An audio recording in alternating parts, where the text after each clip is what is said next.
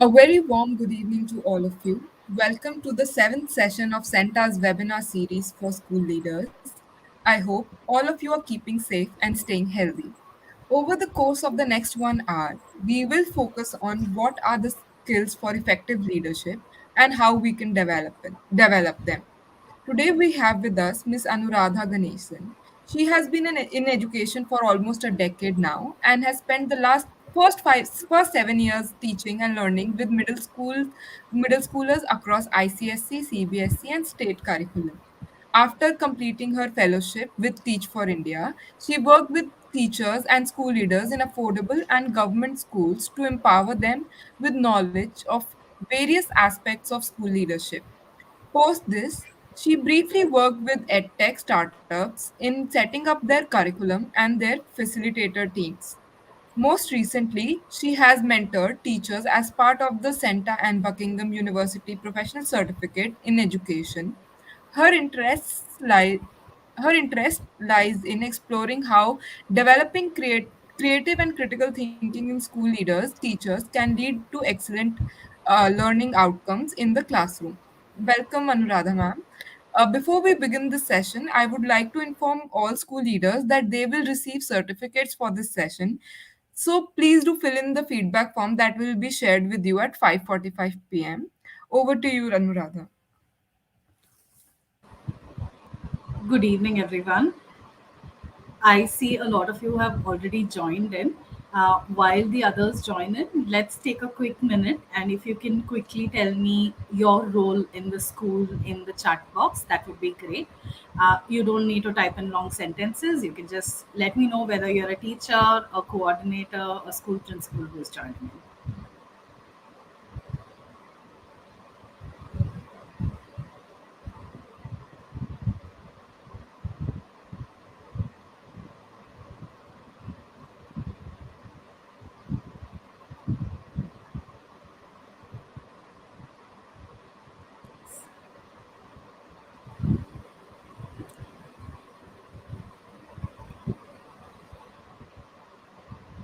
Okay, I see quite a lot of teachers, educators, facilitators teaching across subjects.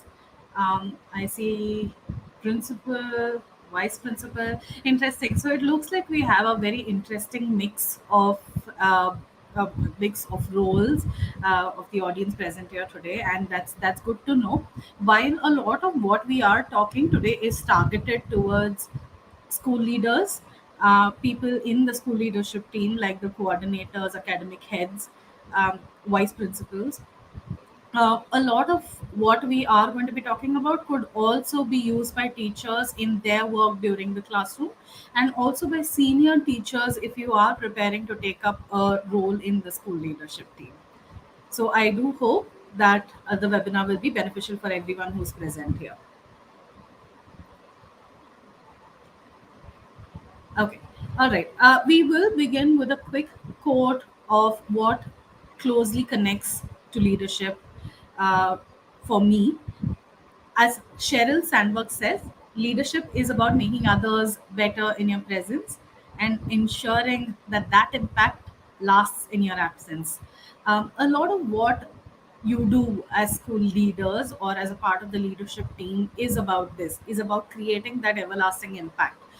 But if we move a little away from this, from what stands very close to me, I would love to hear from all of you present here in a very, very short sentence. What does school leadership mean to you? I'll just take very quick responses and then we'll move. Good evening to the ones joining in. We're just beginning. So if you could put in the chat box what your definition of effective leadership is in a school context.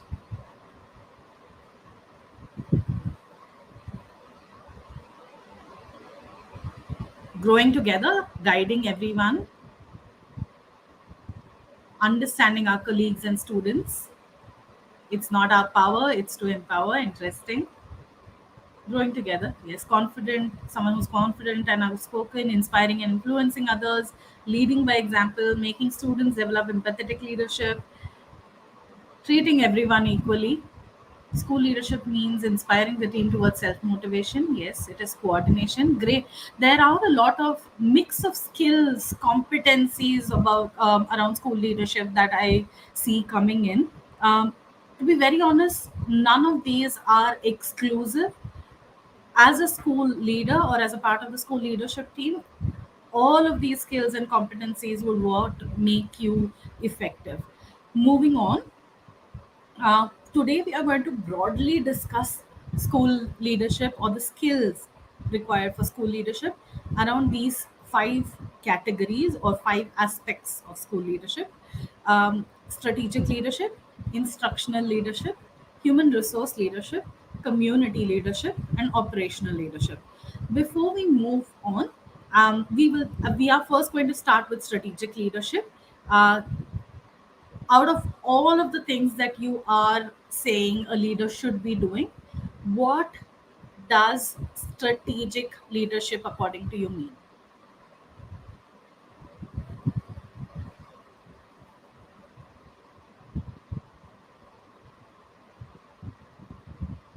If you could just write SM means whatever to you, that would be great, because I see there are responses for the previous question also still coming in.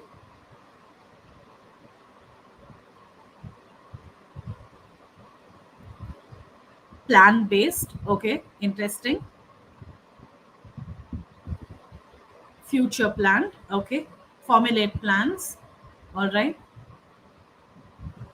For those joining in, very quickly, if you could type in the chat box strategic leadership, what does that mean to you? You could write it in a short sentence as SL means potential to express a strategic vision for the organization, strategies of curriculum, um, making a future plan for the student, planned growth, curriculum teaching. Okay, planning for short term and long term, methodological teaching. Okay, all right, that's one part of it. All right, moving on, let's look at what actually does strategic leadership include.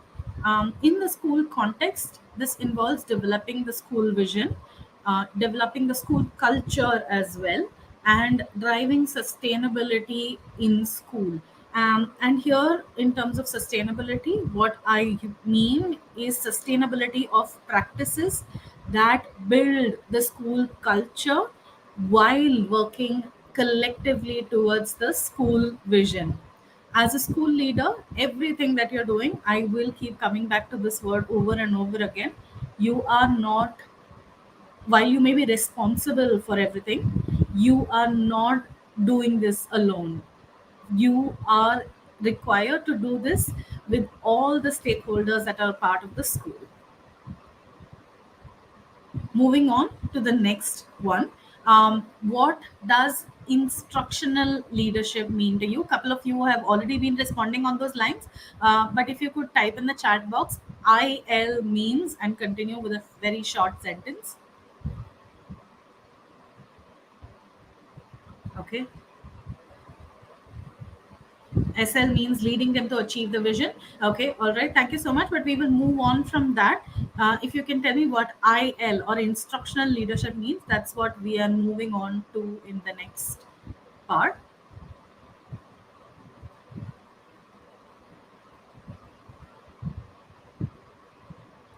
Is based on effective and influential authority in collective way. Okay, I'm not sure which response is that for. IL is instructional leadership for the ones who are just joining in.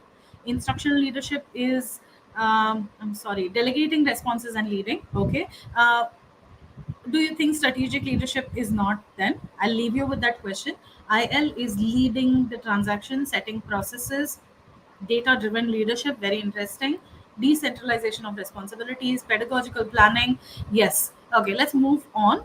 IL essentially, or instructional leadership essentially, is knowing and understanding the challenges on ground. When I say on ground, here is where, as a leader, you will need to know where are your students coming from, what are their strengths, what are the challenges that they come from. Ideally, in most schools, most learners come from a community that's around the school. So understanding that context of the learners is very important. So as a school, you can set the right vision for your learners and for the community.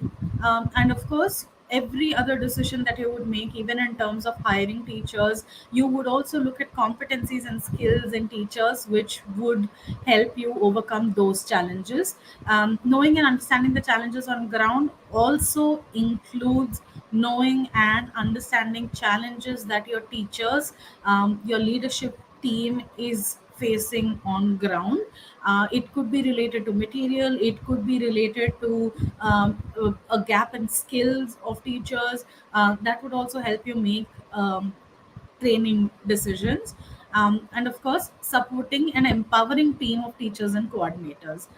Now, as a school leader or as a part of the school leadership team, we are not only looking at challenges and what's going well on ground, but we are also looking at what is the need of the school overall, and how are we going to be providing teachers and other stakeholders, including parents or the community, with the necessary tools or skills that are required to ensure that every child's need is met. We are moving on next to the human resources leadership. Human resources leadership is as straightforward as it sounds. However, it does involve a lot more aspects as compared to the others. And also, here I would like to add that every aspect of leadership plays into the other, they are not mutually exclusive. Human resource leadership requires us to set up a strong leadership team. Your leadership team, along with you, will be responsible for driving your school and all the stakeholders towards the vision of the school. And of course, the vision is something that really needs to be set at very high expectations for everyone. Hiring and inducting teachers, it might sound like a very administrative task to do. However, it's a very, very important point, or it's a very important aspect that determines the kind of culture that you're building in your school, as well as how you are making sure that you're driving everyone towards a collective vision. Supporting teachers with trainings, creating and enabling school environment, understanding what are your teachers' strengths, areas of development, and accordingly designing training programs, or probably calling external stakeholders or involving the school with external stakeholders who can provide the necessary support for your teachers. Creating an enabling school environment. Before I get to this, I am just going to do a quick pause because I see there is someone who's facing a screen blur issue. Okay. Okay, thank you, Mr. Dharaya, for providing that. Yeah, in case if your screen is blurred, please make sure that you change your screen quality to 720p. I am also going to just quickly look at. Okay, Ms. Sherry says HRL, or human resource leadership, is the link between students and management. Absolutely. What kind of team you build, the team becomes the link between the school and the management. Then we were at creating an enabling school environment. It's very, very important that every stakeholder in the school feels that the school and the management can be approached with challenges that they are facing, and they can collectively work with the school to work on those challenges. This is not only includes the teachers, the school leaders, and the school leadership team. It also includes parents who may be collectively facing a challenge, but do know that they can come to the school to make sure that that can be taken care of. Creating opportunities for teachers to be leaders. Like we saw in one of the previous quotes that I had shared, we are trying to create an impact that is lasting when in your absence. The only way you can do that is by making sure that every person you come in contact with is given a leadership opportunity. And of course, that also includes the most important stakeholders in the school, the students. Now, since we were quickly talking about student leadership, it's a huge topic in itself, and it is outside the scope of this conversation. However, very quickly, could you all quickly put in the chat box about what are some of the ways as school leaders you can provide opportunities for teachers, maybe they are new teachers or senior teachers, how can you provide them opportunities to be leaders? Some very quick ideas. You can type that in the chat box.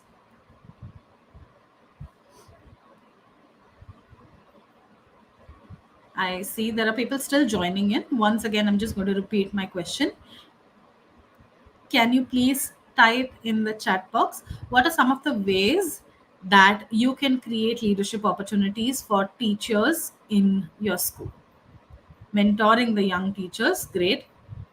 Create a communication platform, is that what you meant, Miss Preeti Chawla? Okay, I'd like to take a few more responses. Mentoring young teachers is great. Some senior teachers can be provided with the opportunity to mentor young teachers, giving some responsibility and supporting to grow. All right, so what is that kind of responsibility? What precisely is the responsibility that you would give? Delegating tasks of responsibility, what would these tasks of responsibility look like? Delegating the task and allowing them to take on some functionary roles. Okay, what does that specifically look like? In-house training and coaching between teachers. Okay, great. So what we are essentially talking about is a professional learning community sorts. Okay, by rotating the duty amongst teachers. All right, effective mentoring. Okay, competition encouraging, making each teacher responsible during an event and delegating tasks to guide others. Great, that while that is a momentary leadership position, we also need to remember that when we are talking about leadership opportunities, we are talking about opportunities for teachers that will allow them to develop certain leadership skills over a period of time. So it would be great for you as school leaders or teachers to think about what are some of the ways that you can provide opportunities for teachers. Since we talked about a learning community between teachers, you could probably have a head of a certain subject for a certain grade. What that would ensure is teachers, when they discuss among themselves, they also tell they become like the interface between the teachers of a particular subject and the school leadership team, in talking about what are some of the logistical or otherwise challenges that they are facing. Okay, by taking part in different programs, again, what opportunities are you presenting with them that will allow them to create or develop certain skills over a period of time, and not over one particular task that lasts maybe a couple of weeks. All right, moving on.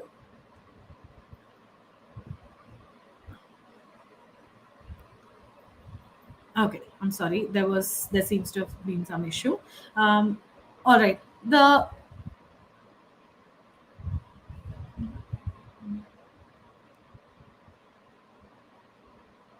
Okay, I am sorry. There seems to be some kind of issue with the slides. I'm just going to go back to the first slide. We are looking at community leadership.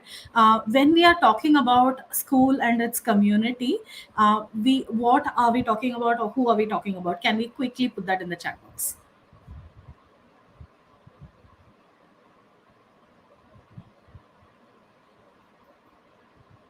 Encourage fresh teachers assigned as coordinators of academic activities. Great. All right, so we are looking at the next question. So I'm just going to be looking at community means what in the school context. If you could just give me responses for the same.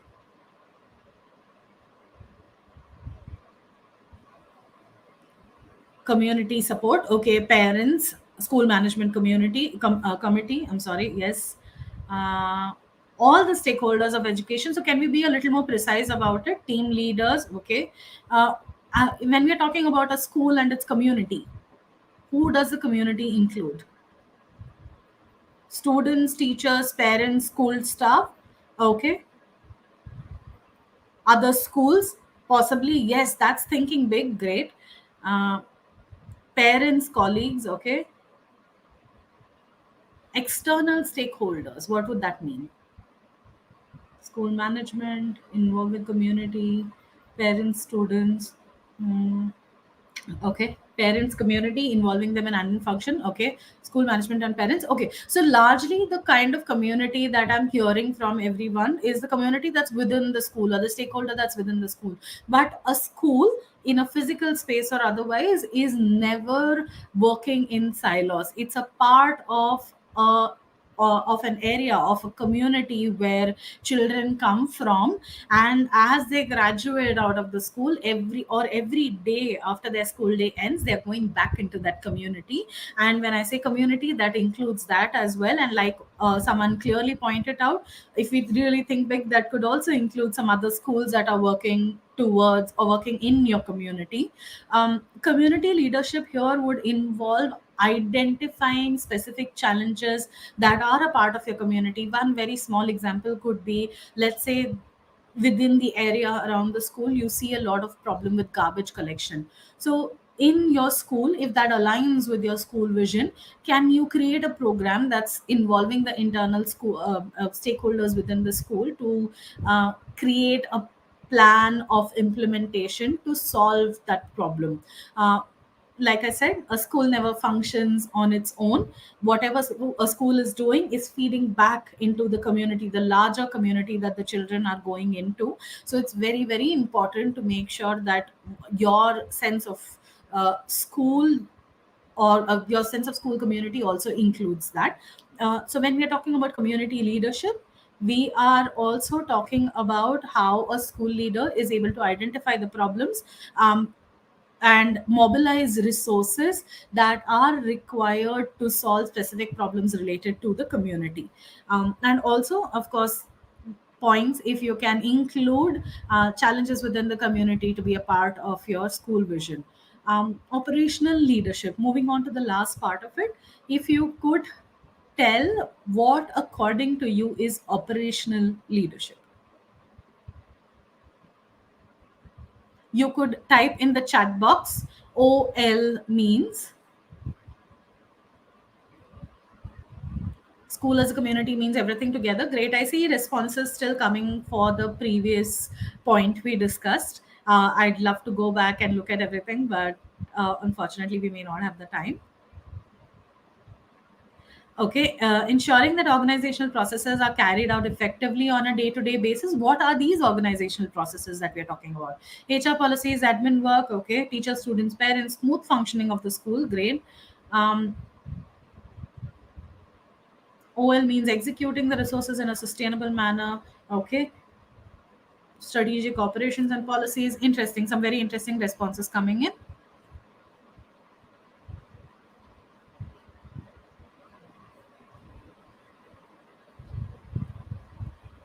Taking constructive decisions, okay. All right. Operational leadership here means just everything that is involved in the smooth functioning of the school. This could be resource allocation in terms of finances, in terms of people, in terms of material resources as well. Of course, as a school leader or as a part of the school leadership team, you have the opportunity to delegate these tasks to a wide variety of people within the school based on what their skills and competencies are, and what kind of bandwidth each task will require. Operational leadership involves making sure that every day in a school works like clockwork, while at the same time also making sure that you're prepared for changes, if any. Now, just looking at the overall 5 points that we have discussed, why do you think school leadership, or these specific aspects of school leadership, are important? Why are we even looking at all of this? School leadership could just mean making sure that you're delegating the task and everything goes as clockwork, and you only look at the admin part of it. That's what it looks like on a day-to-day basis, right? It looks like a chunk of your time is taken up by the administrative tasks in school. But If you, in your um, opinion, tell me why school leadership is being looked at from these five aspects specifically. Quality education, okay, smooth functioning of the school. We are still looking at some of the previous responses coming in. Responses for the previous question. Establishing policy and system, I suppose that's also from the previous one. For smooth functioning, educating easily for children, leadership is must for growth of all aspects, okay. Leader can move the school smoothly, yes, but why? You also need to think a little deeper. If you actually look at it, it's the teachers who are directly dealing with the important stakeholders, the most important stakeholders that the children are, right? Whereas the school leaders or the principals or the vice principals are a little removed from where the children are actually functioning. So if you could tell me why we are looking at these particular aspects. Because the school is an organization, however big or small, to have the smooth, effective, and successful working atmosphere, yes. Future leaders, yes. Each are interconnected, working together. Inclusion of all in policy and smooth functioning. Some very interesting responses coming in. To just put it in perspective for all of you, research shows every child's success highly depends on how well the school, as an a school, the school's atmosphere is, the school culture is, how well all the systems and processes are working, and how easily they move. Student success is attributed to that, and which is why we are specifically looking at all of these skills. I'm sorry, allow me to move to the next one. All right. Now, these are some of the core leadership skills that you all need to keep in mind. While when we look at leadership skills, we do have a lot of skills that we can list out. Some top skills that are essential for school leaders are strategic thinking, planning and delivery, people management, change management, persuasion and influence, and communication. Now, strategic thinking is basically making sure that you're setting a very very strong vision for the school, and every decision that you take, every opportunity that you create in the school for the teachers, for the school leaders, and for the learners is based on how well can these opportunities help you achieve the overall school vision. Planning and delivery, again, a very very important aspect of school leadership. How well you are able to plan and deliver what you have planned ensures that the school works well on an everyday basis. People management, again, is a very very complex skill that involves being able to persuade and influence. Again, now, while persuasion and influence themselves can be looked at as top skills, people management involves a lot more. It also involves managing conflicts possibly on an everyday basis, and that again will depend on the kind of culture that you've built in the school. Change management, something that we have seen as school leaders, you all have been instrumental in driving changes in your school over the last 2 years, given that how we have seen a drastic shift in how schooling has worked over the last 2 years because of the pandemic. I think change management is something that it's a skill that all of you have successfully built over the last couple of years. Persuasion and influence, again, very very key skill in driving work and making sure that everybody is working in tandem for towards achieving the school vision. Now, communication, again, this involves not only internal communication between all the stakeholders that are within the school, but also the kind of communication that you are putting out uh, towards the community. What is the kind of communication that you're driving within and into the community also matters a lot. Um, School leader maintains school to improve quality education, great teachers as well as students in the community, great. COVID changes as well as acceptance, okay, delegate duties and empowering them by taking decisions. Some interesting opinions that are coming in as to how things have changed in the last couple of years. But just moving on, as school leaders, You will also largely be able to, you often come across these two terms, right? Competencies versus skills. Your competencies are essentially the knowledge and your attitude or your disposition that make sure that your work is done really well. Your skills are basically things that you can learn and perfect, to make sure that whatever tasks you have in hand are completed. Very, very important to understand the difference between these two. Competencies also largely encompasses skills that you are um, required to have in your role, but also just making sure that you remember no skill is difficult if you understand that there is a gap. It's, as a school leader, there's something that you can learn and perfect as well. um, in terms of competencies, just as a person within and outside your professional role, how do you approach problem solving, or excuse me, tasks of negotiation, or how do you plan, maybe just planning your day, how do you approach these tasks? Your mindset will determine that success. Skills, of course, what are some of the things that you do to make sure that certain tasks are accomplished? Hard skills, you have skills like accounting, coding, writing, something that can be learned. As school leaders, you just need to remember and understand what are those skills for you and what are your competencies that help you excel in those skills. Now, just looking back at all of this, we have looked at five main aspects that you need to look at as school leaders.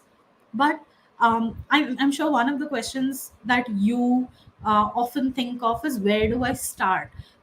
If we were to actually list down leadership skills, you know that the list would be never ending. We will find small skills, large ones, interconnected, a lot of skills that will be interconnected, a lot of skills that are hard, a lot of skills that are soft, that you are required. Planning and vision, okay, great. I see some responses coming in, I'll take them as I go.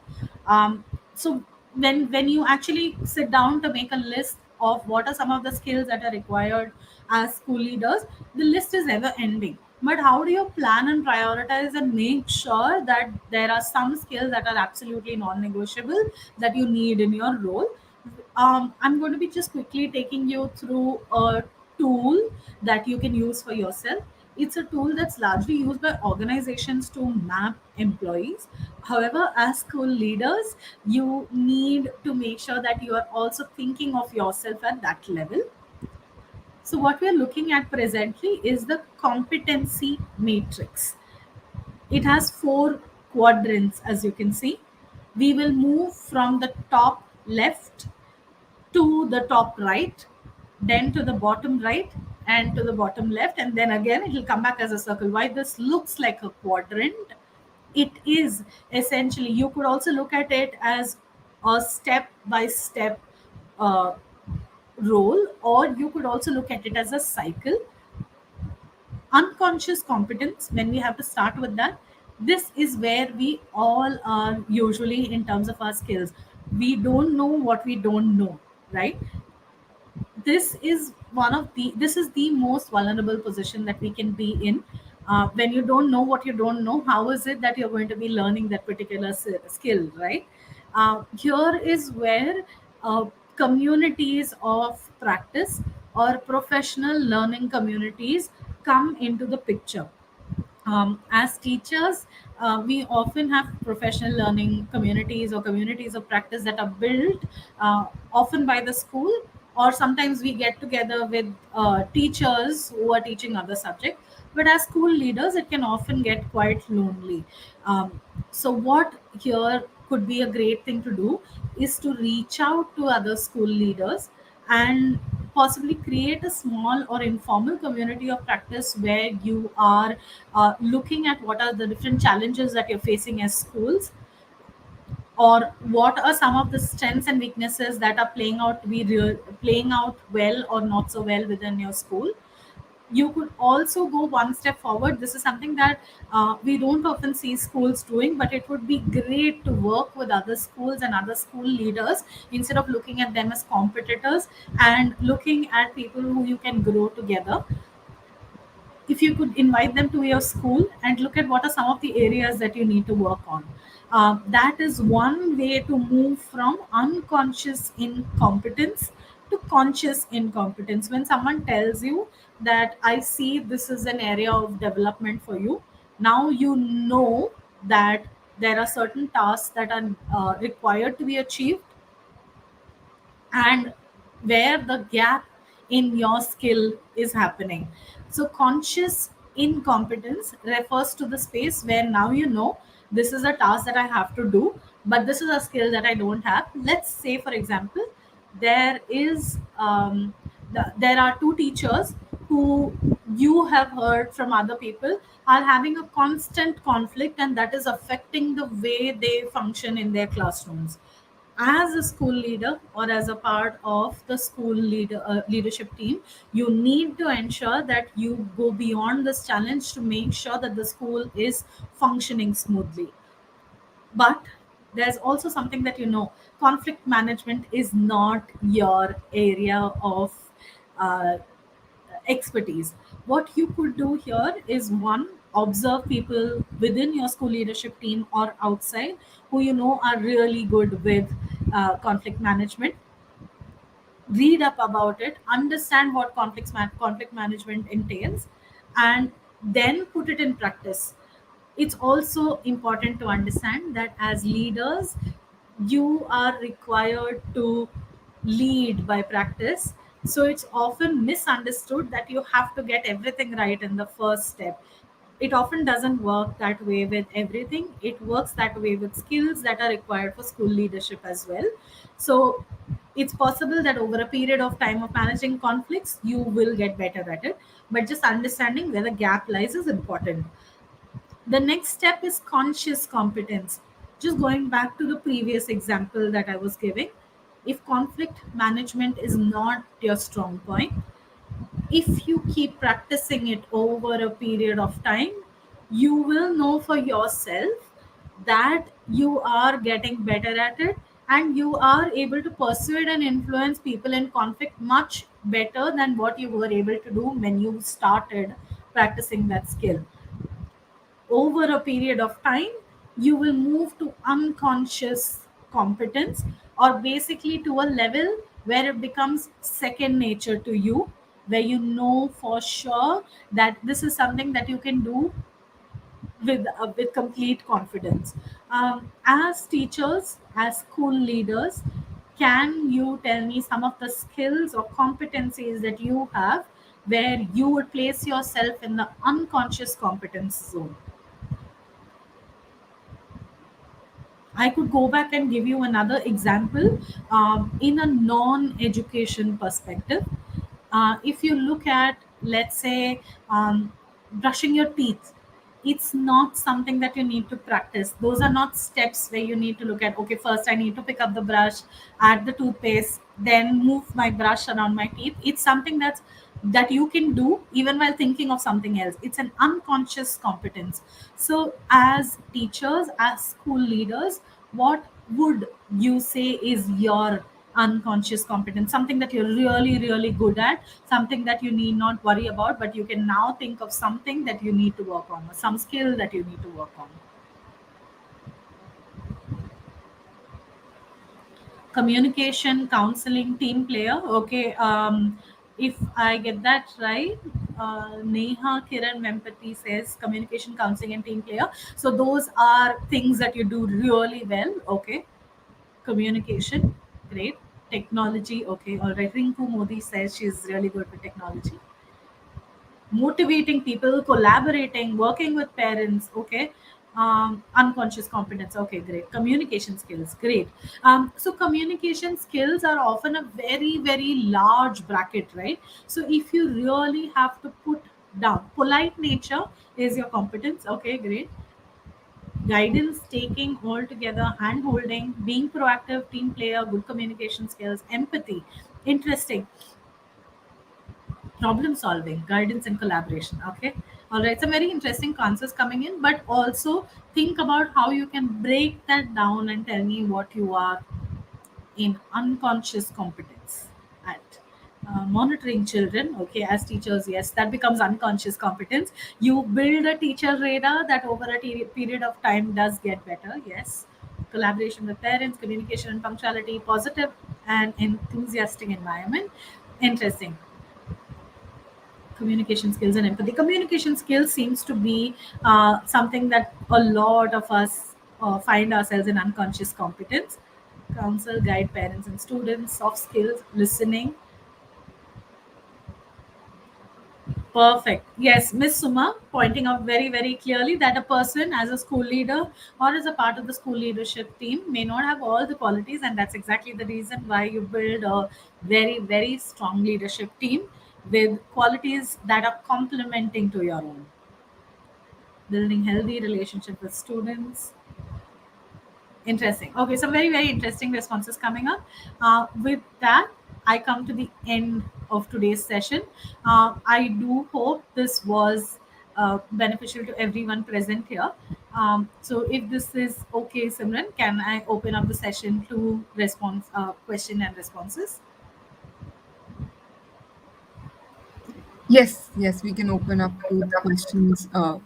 And I would request the audience members to put down their questions so that we can uh, have Miss Anuradha answer them.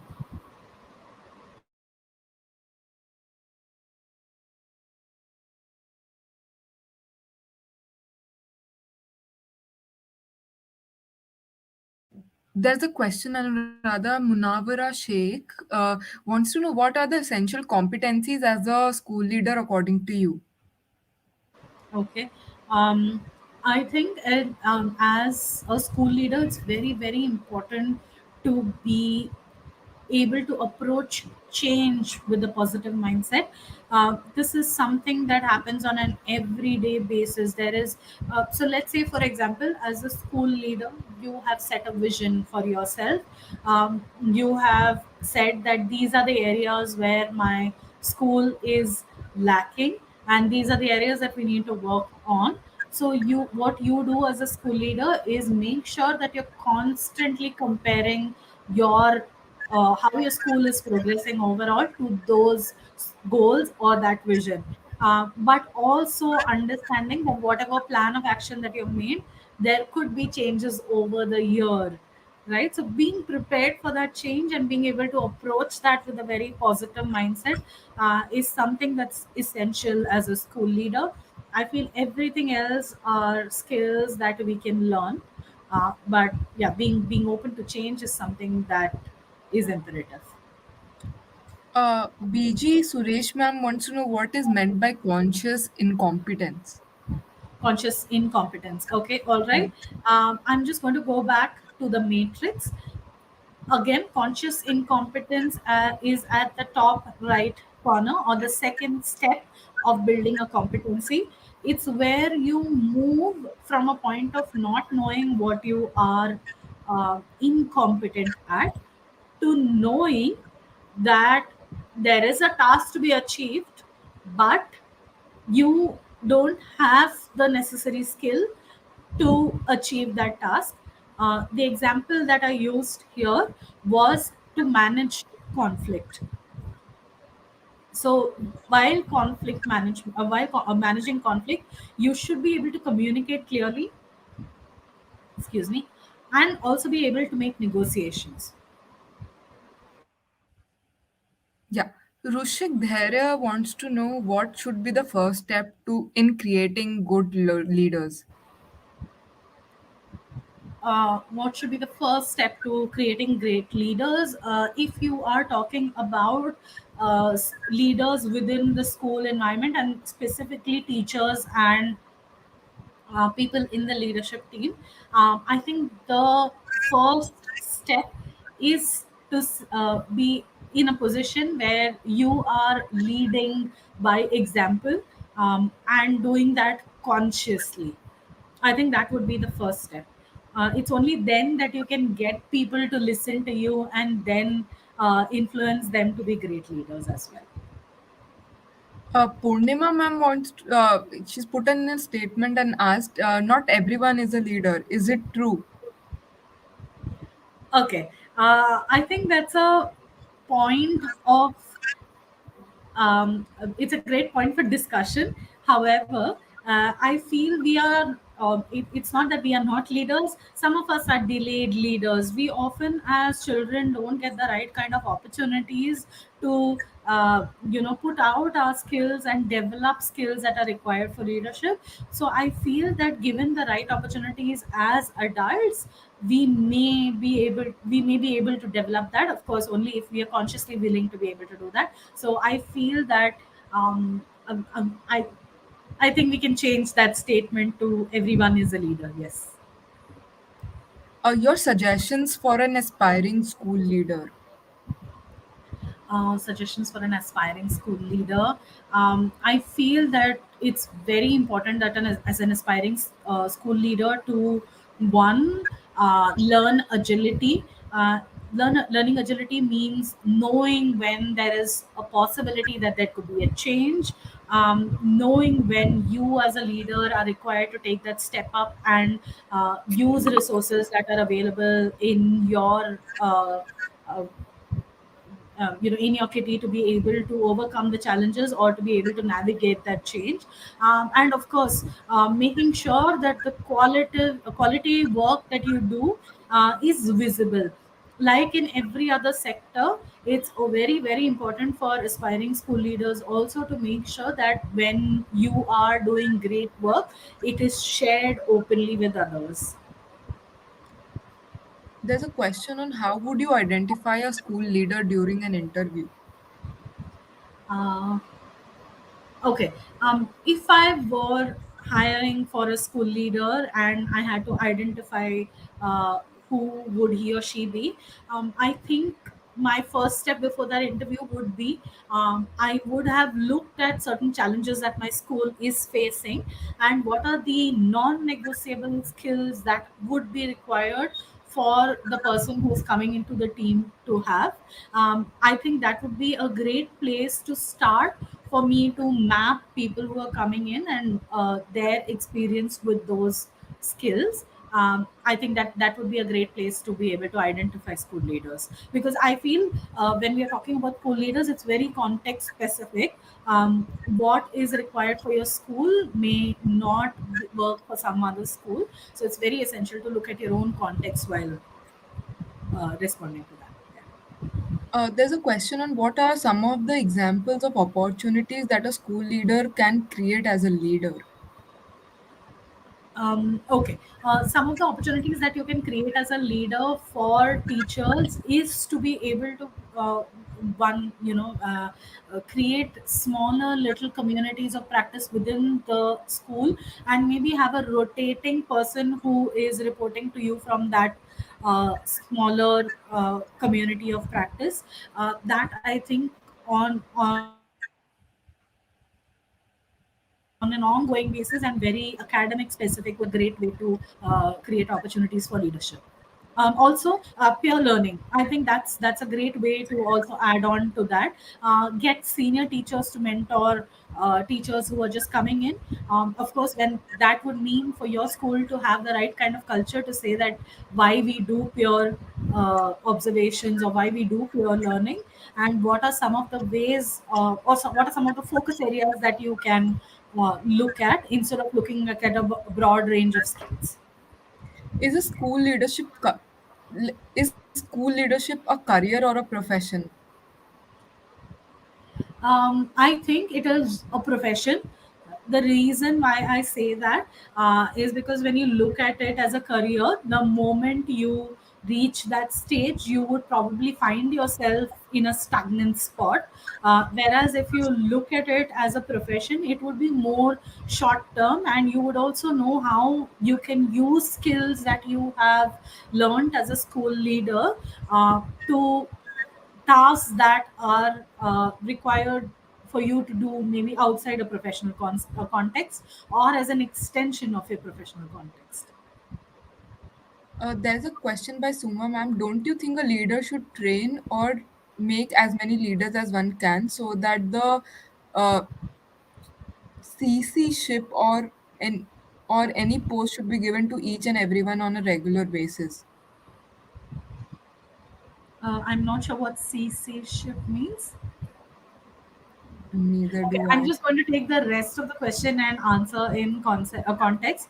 As a school leader, while as teachers, it will be nice to say just like how we give opportunities to learners, to our learners in the classroom on a rotating basis. As a school leader, that becomes largely very difficult for a school leader to do and to keep track on, unless it is done with a lot of purpose. So when you say on a rotating basis, it needs to be probably half a school year, which is about 5 months, or a little more than that at least. But a professional uh, in a professional official setting, I think it's something that a school leader should uh, take note of based on their context, because it's not something that's easy to do logically, logistically, or otherwise. It could create a lot of conflict within the school. So while that sounds very nice within the classroom, may not be a great idea to do as a school.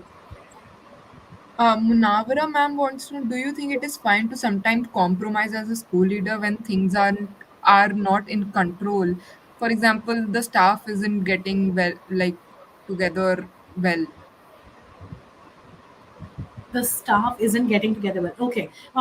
I think the example that you have shared, Munavra ma'am, is something that's extremely essential for the functioning of a school. So this is something where compromise may not work, and what you will need is your skills of persuasion and influencing people to come together, identify where the conflict is originating from, and get everyone to make a conscious effort to move out of that zone. Like I said, a lot of student success is highly dependent on the atmosphere of and the culture of the school. So I would say this is not an area where you should be compromising as a school leader. I think it's very important as a school leader to take these kind of challenges head on and see how you can find solutions. They may not be easy, but it's very important to work towards it. There's a question on how can a school leader build a success structure, if that makes sense. I think that will need a little more definition. Hmm. Success structure. What exactly does that mean? I think probably one wants to know how to create leaders within their school, like staff. But I think that questions we've already answered. So we'll move on to the next one. Does a school leader have to be authoritative? Okay, the answer to that, sometimes yes, very very important. We all know, and we have gone through a lot of sessions where okay, I'm just going to stop sharing.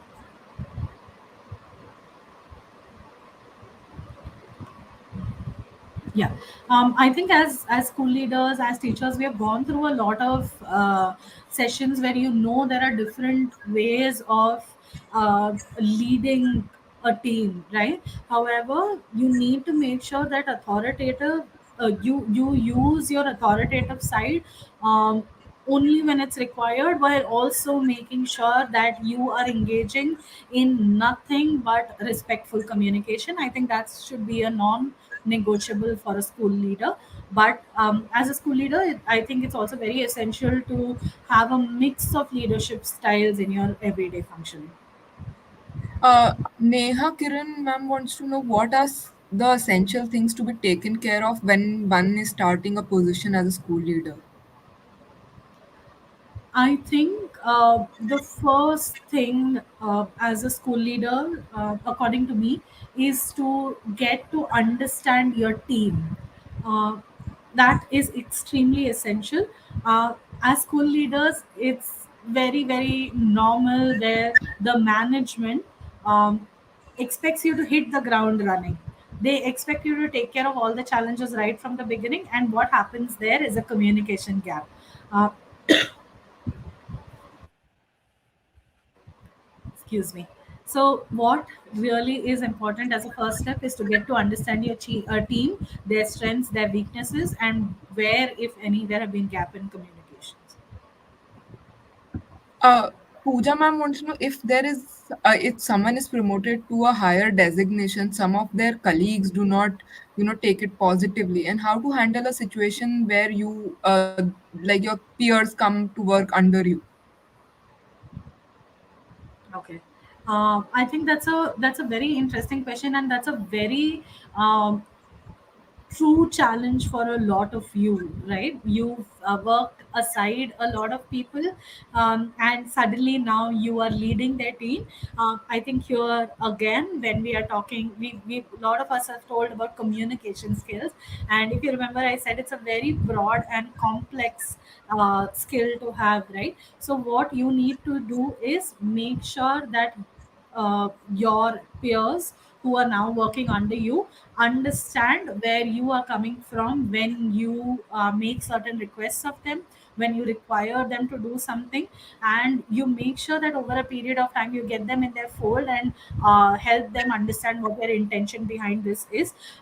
What is very important to set right is everybody who's working together in a school is working collectively towards a school vision and towards the betterment of every child who's there as a part of the school. So I think it's very important to set that right. So if that means that you have to be authoritative with your peers at certain times, I think that needs to be done, and you need to make sure that it's communicated well. Kanika ma'am wants to know, as per her school head, for one to be a school leader, one needs to be a PGT first and then aim for being a leader. What's your opinion on this? Um, I in a lot of schools, I don't think that's a required criteria. And if you mean by school leader, a vice principal, or a principal, what happens is usually when you get to that position, you already have like 20-25 years of experience behind you. While I feel it is great to have that kind of experience, I feel what schools also need to start recognizing is leadership skills also come early with the kind of experience that you've had and the kind of competencies that you've showed in your classroom. So I think as a school leader, you should also be able to recognize people who don't have qualifications that may be a PG at a PGT level, but they do show essential skills that are required to lead areas of the school. Manorama ma'am wants to know, crisis management is a big challenge nowadays in private schools. Can you suggest some tips that can give relaxation to the team leaders? I think your delegation would be a great thing to do. If you feel that you have too much on your plate as a school leader or as a part of the leadership team, it would be great to identify people who have specific skills, or even if not the skill, the willingness to be able to solve problems and engage them in that role. We often work within our schools also. We work in a very hush hush manner. And that kind of creates problems in communication within a team. I think it would be great to identify people who are competent enough and delegate tasks to them. Is school leadership any different from leadership in higher institutions of higher studies like colleges and universities? I think as a school leader or as a leader of any institution in higher education, while the vision that you may be working towards is different, as a school leader, roughly your vision is to make sure that every child in your school gets equal opportunities to probably get to college. Whereas as a school leader, as a leader in a higher education institution, you're probably making sure that every child who gets out of your institution is employable. As a school, you are working to as a school leader, you're working towards it. Whereas in higher education, that vision will look largely different. But otherwise, the tasks or the aspects of school leadership remain the same. Deepika ma'am wants to know, how do we, she said fight, but I would say, how do we deal with adamant people when you are leading a organization? Adamant people who are leading an organization No, while you are leading an organization, how do while we you're deal leading. with? Okay. I think it's very, very essential as school leaders. I know that very often as school leaders, your hands are full with mostly administrative tasks, but it's also very important to understand where is that attitude coming from. It is possible that a person may be adamant because of certain personal or professional experiences in the past. Creating the kind of culture where you have teachers form a community of support, or as a school leader you are providing that support to your teachers, will help. I wouldn't say create it as a family. I think we should keep that largely different, but it's very very important to be to facilitate or to engage in very open communication with teachers. While they may not tell you exactly what the problem is, you will be able to understand what challenges they are facing, and specifically give them the kind of uh, tools that they require in overcoming that attitude. Sudha ma'am wants to know, is leadership a competency or a skill? I'm sorry. Is leadership a competency or a skill? uh, I think leadership is a skill.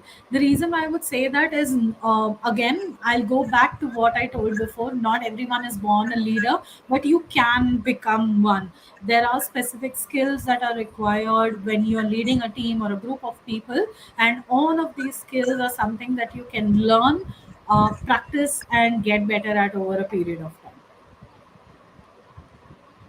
time. Zainab ma'am wants to know, like the way we have standardized IQ tests, do we have any standardized leadership tests for self-awareness? Interesting. So we don't have any standardized leadership tests presently, but I would encourage you to look at the NIEPA, National Institute of Educational Planning and Administration website. They do have school leadership related programs that they talk about. They do have a YouTube channel. They have small resources as well, and you should be able to find specific resources there, but we unfortunately don't have a standardized test for school leaders yet. There's a question. Not everyone is given, even if one has the capability, but not everyone is given a chance to be a leader. How do we, tackle that situation, and how we can promote ourselves as, uh, you know, prop capable leaders, even if we are not identified as one. I think what we often don't do is set goals for ourselves, right? We think as teachers we are growing only when we, let's say, move from one class to a higher class, or maybe become a coordinator or a vice principal. But our goals could also be lateral. How do we get better with our own teaching practices or leading practices? So if you feel that you deserve a certain leadership position but have not been given an opportunity for it, even after being in an institution for a very long time, you should be able to reach out to your leadership team or the school leader and understand what are the kind of skills or competencies or dispositions that they are looking at in a person who is a leader. That would not definitely guarantee you a position, but it will help you understand what are certain areas that you need to work on, and maybe help you move from unconscious competence to conscious competence.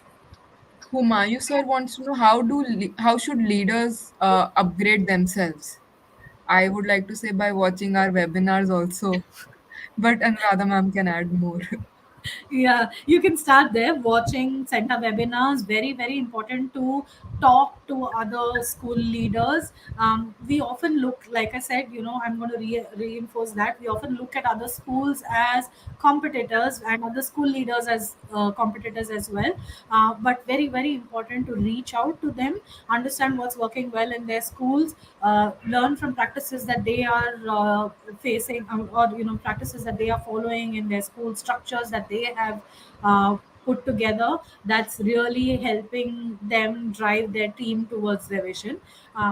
Talking to other teachers definitely, and reading a lot of management books which are not specifically aimed at education would also be applicable to what you do as school leaders. So yeah. Zenubia ma'am wants to know how to confront an authoritarian leader.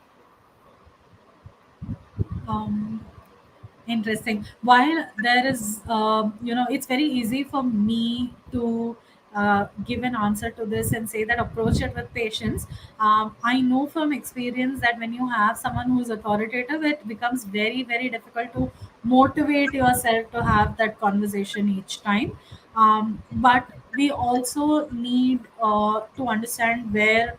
Uh, what are specific challenges that you are facing with this person? Is it in communication? Is it a certain way that they are treating you? Is it that you are not getting recognition? What exactly is the issue? I think then you will be able to break it down further and find a solution to it. I think with that, we have covered mostly all questions in larger buckets. Yeah, I think that brings us to the end of this session. I have also posted the link to the feedback form. Once you fill the feedback form, participants, you will be getting your certificate within the next 24 hours. So I would request you to please fill in the feedback form that has been given. I would also like to take this opportunity to thank Anuradha ma'am for a very engaging and informative session. For our community of school leaders, we are all taking away many insights and strategies to implement within our individual organizations. I would also like to thank all participants for engaging with us today. To register for more upcoming school leader webinars and roundtables, please do visit mycenta. I think one of the thing that was asked was how to upgrade yourselves. We are launching a very uh, uh, 21st century course on school leadership. You might want to check that out on mycenta as well. Please reach out to us if you're interested in the course. For now, I'm posting the link to the feedback form again on the chat box for your convenience. In case anyone has any or wants the ppt of the session, you can reach out to us at team@centa.org. I am also adding the email address on the chat box. Thank you, Anuradha. Thank you, audience. And with that, we will close this session now. Thank you everyone for joining in, and it's been extremely interactive. I know that we've had only the chat box to communicate with, but I've had some wonderful responses, and I think that really helped in keeping the session very interactive. Thank you so much, and thank you, Simran, for putting this Thank you. together. Thank you. Take care.